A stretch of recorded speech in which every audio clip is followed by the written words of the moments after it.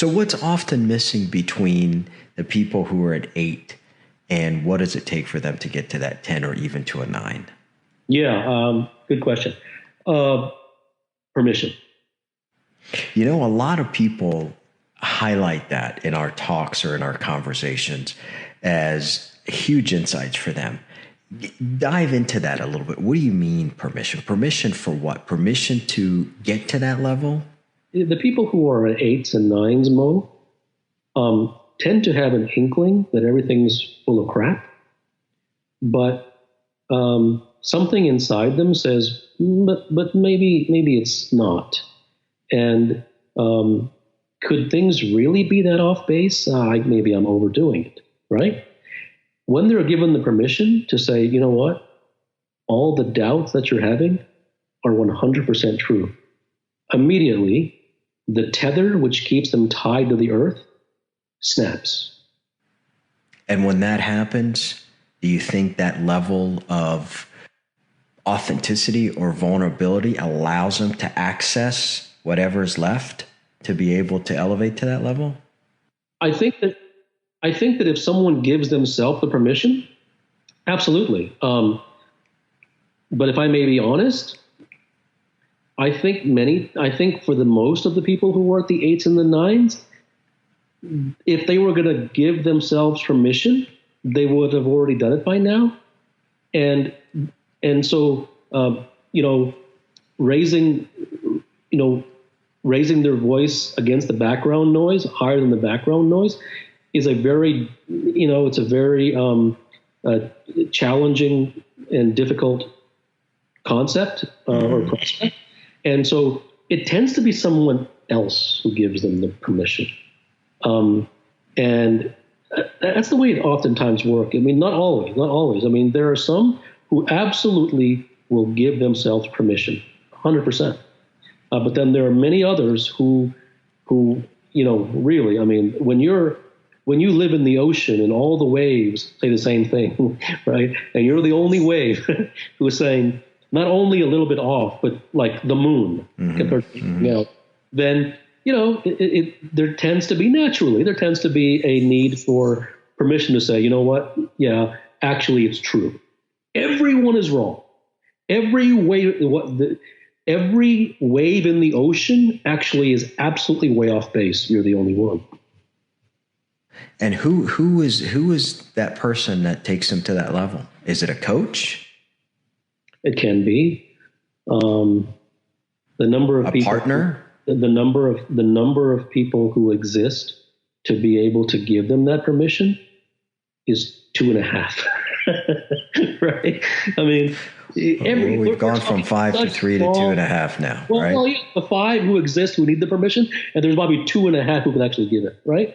The world over. I mean, we're talking such small numbers. The rarity of human beings with rare DNA is way overstated. You know what I mean? It isn't understood just how rare it is in this world. Mm-hmm. When was the last time you gave somebody that permission? Oh, very, very, very often. And what do you see? What happens? There's something that typically happens that you see when that light goes on? Yeah, there's a sense of absolute freedom when that happens, because the person genuinely suspected it all along, but all they kept hearing was the complete opposite, which is that they're crazy and they don't know what they're doing, and they're and they knew it. They knew something was massively off. It's a DNA thing. And at that point, do you just start to see a change in behavior when you're working with them, or what happens after you start to see that permission take hold? I don't really know. I don't. Do the conversations that you guys have change? Yeah. The questions change. Yes. Because the stakes get higher, or what? No, because then now all the stops can be pulled out because they were kind of put on layaway for so many years. Yeah, well, this is a fascinating conversation because all of us, with the exception of the 2.5 and yourself, have doubts, right? Have doubts about our capabilities, have doubts about our ability, and doubt sets in. Sure. Yes. Right? And we want to give ourselves that permission, right? We want to be able to have someone else give us that permission. But for whatever damn reason, we don't.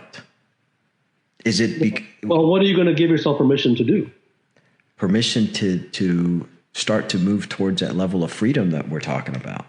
Well, the permission that I'm talking about is the validation and the confirmation that the suspicions that when everybody was wrong were true. Mm-hmm. That's what I'm talking about. That's the permission I'm talking about. So if someone doesn't already have that, then there's no permission needed. Then it's a prescription that you should move towards freedom or whatever it is. Mm-hmm. Mm-hmm. So that has to be, so something already has to be there that needs permission so that it can leave the earth. It's permission to say, hey, get away. It's almost that immunity from what other people think of me or what my industry thinks of me that leads me to ultimately become, unreasonably successful within that context. Right. That's a huge thing. Yeah. Not caring what others think of you is a massive milestone. Yeah. That's a real difficult thing. And you can't prescribe your way there. Yeah. What did it take? When did you know you were there? Because I know you are. I think it comes down to what are the consequences of not being there, and then seeing if those consequences are acceptable to you or not, without any sense of should or shouldn't. And so for me, it's not okay. Like for me, it's simply not okay that what everyone thinks of me, is something that I need to juggle and change and manage and modify.